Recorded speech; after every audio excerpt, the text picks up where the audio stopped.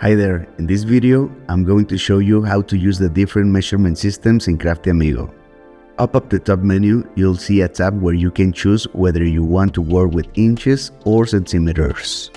Once you switch it on, your whole file will display in that system, and even the ruler on the screen will change depending on what you picked. Now inside the menu you'll also see their dimensions, but here's something important. If you switch from inches to centimeters or the other way around, the numbers won't change automatically.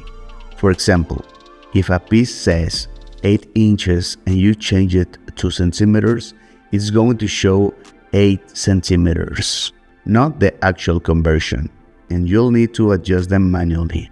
Another thing to keep in mind is that some parts in the library, like wood and aluminum pieces, are already set in inches or even millimeters.